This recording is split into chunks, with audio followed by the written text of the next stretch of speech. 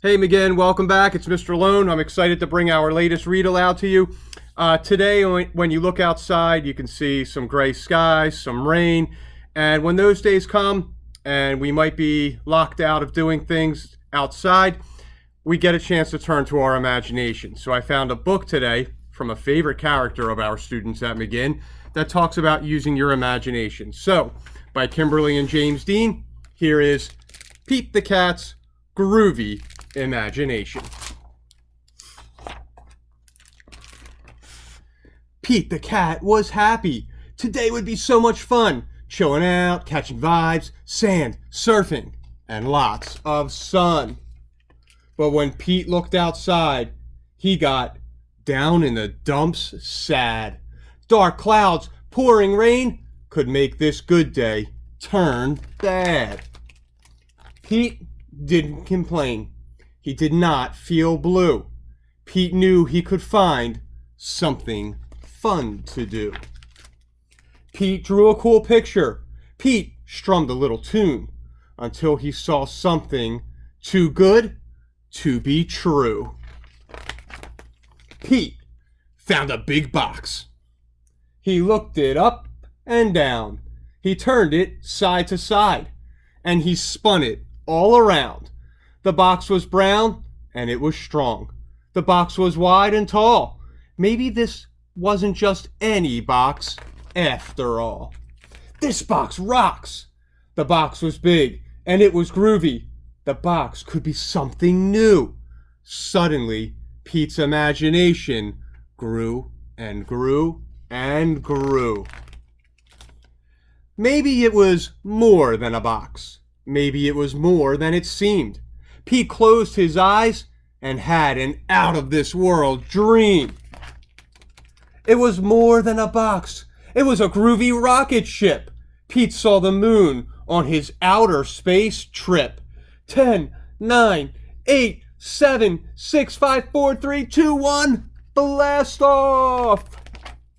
Pete was heading home. He landed, splash, in the sea. Pete had to think fast. Now, what could this box be? The box was big and it was groovy. The box could be something new. Suddenly, Pete's imagination grew and grew and grew. The box was now a yellow submarine. Pete dived way down into the sea. Pete wore his goggles to see the underwater scene. The submarine crashed when it reached land. Now the box was lying sideways in the sand. But what's a cat to do with a box that couldn't stand? The box was big, and it was groovy. The box could be something new. And suddenly, Pete's imagination grew and grew and grew. And pretty soon, the box was not just a box lying on its side. It was a cool cat race car, revving for a fast, fast ride. Zoom, zoom, zoom! Pete won the race just like that. Then splat!